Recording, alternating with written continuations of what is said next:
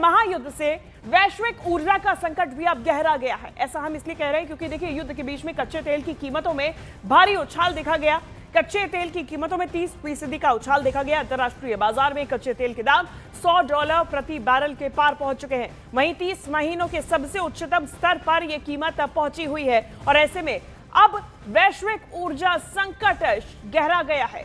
युद्ध के बीच में कच्चे तेल की कीमतों में भारी उछाल है और देखिए, स्ट्रेट ऑफ हॉर्मुज बंद होने के बाद में यह सबसे पहला चिंता का विषय था जो कि सामने आया था, क्योंकि कच्चे तेल के जो आयात निर्यात है वो स्ट्रेट ऑफ हॉर्मुज के थ्रू ही होता है। ये वही रूट है जहां से आयात निर्यात कच्चे तेल का होता है। कई ऐसी शिप्स भी हैं जो इस बीच इस रास्ते को अपनाने से अब रुक गई थी और अब इस महायुद्ध की वजह से ये और भी ज्यादा संकट गहराता हुआ नजर आ रहा है। इस बीच चूंकि सप्लाई कम हो चुकी है तो कच्चे तेल की अब कीमतों में उछाल देखा जा रहा है। कच्चे तेल की कीमतों में 30% का उछाल देखा गया और खास तौर से चूंकि जो देश इनका निर्यात करते हैं वो इस महायुद्ध में बिजी हैं, महायुद्ध में फंसे हुए हैं और इसी बीच कच्चे तेल की सप्लाई ठप हो गई है। अब कच्चे तेल की कीमतों में बढ़ोतरी की असली वजह आप समझिए। देखिए, असली वजह आपको समझाते हैं कि आखिर कच्चे तेल की कीमतें अचानक से क्यों बढ़ गई हैं।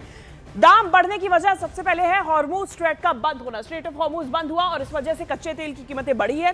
ईरान का एक्सपोर्ट घटा है क्योंकि ईरान एक बड़ा एक्सपोर्ट है। ईरान से दुनिया भर में तेल जाता है और ईरान के एक्सपोर्ट घटने से सप्लाई कम हो गई है। साथ ही साथ में कई देशों ने तेल उत्पादन कम कर दिया है और ऐसे में जो दाम है वो अब बढ़ते जा रहे हैं। दूसरी तरफ शिपिंग कॉस्ट में इजाफा हुआ है। शिपिंग कॉस्ट वो होता है तेल को एक जगह से दूसरी जगह तक ले जाना और चूंकि अब शिपिंग में दिक्कतें आ रही हैं, इस तेल को एक जगह से दूसरी जगह पहुंचाने में दिक्कत आ रही है और इसीलिए दाम बढ़ गए हैं। तो चलिए अब आपको बताते हैं कि हॉर्मुज स्ट्रैट क्या है, जिसके बारे में बार बार जिक्र किया जा रहा है। देखिए, हॉर्मुज स्ट्रैट एक सकरा जल मार्ग है और उस जल मार्ग की हम बात कर रहे हैं जो कि इस्तेमाल किया जाता है। फारस की खाड़ी का है ये मार्ग, ओमान की खाड़ी से और आगे अरब सागर से ये इसे जोड़ता है। आप ये देखिए, तस्वीर देखिए, ये वही स्ट्रेट ऑफ हॉर्मुज है जो कि एक जलमार्ग है और इसके उत्तर में ईरान सटा हुआ है।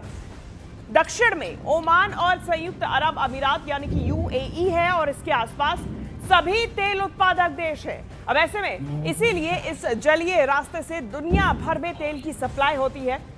हॉर्मुज स्ट्रैट करीब 167 किलोमीटर लंबा है और इसके दोनों मुहाने करीब 50 किलोमीटर चौड़े हैं। चलिए आपको दिखाते हैं, समझाते हैं कि आखिर स्ट्रेट ऑफ हॉर्मुज क्या है। आप इसे समझिए, ओमान इस तरफ, यूएई इस तरफ और यहां पे ईरान।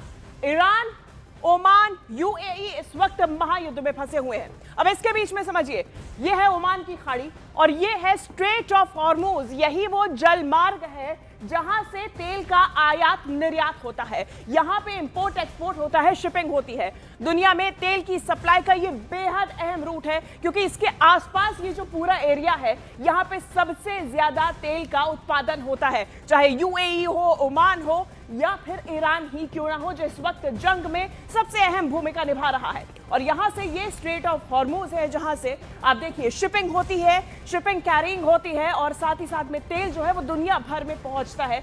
ये जो तस्वीरें आपके सामने है, ये वो मैप है। कतर भी यहीं पर है। देखिए, हॉर्मुज स्ट्रैट भी भारत के लिए काफी अहम है क्योंकि भारत की जरूरत का करीब 50% कच्चा तेल इसी रास्ते से, ये जो रास्ता आप देख रहे हैं, इसी रास्ते से आयात होता है। आंकड़ों की अगर माने तो, अगर आंकड़ों को देखें तो भारत अपनी जरूरत का करीब कच्चे तेल का अगर निर्यात की बात करें तो 88% कच्चा तेल और लगभग हॉर्मुज के रास्ते से 50% यहीं से होता है आयात, यहीं से आता है, इसी रास्ते से। अब ऐसे में भारत में रोजमर्रा 25 से 27 लाख बैरल तेल पहुंचता है। आप अंदाजा लगाइए कितनी संख्या में ये जरूरत है। इराक, सऊदी अरब, यूएई और कुवैत से ये तेल आता है भारत की तरफ, लेकिन अभी ये युद्ध की वजह से फंसा हुआ है और भारत की करीब 7% एलएनजी भी इसी का हिस्सा है। कतर और यूएई से एलएनजी भारत आती है, कतर और यूएई से, इसी रास्ते से। और साथ ही साथ में भारत में एलपीजी की आपूर्ति भी हॉर्मुज के रास्ते से ही होती है।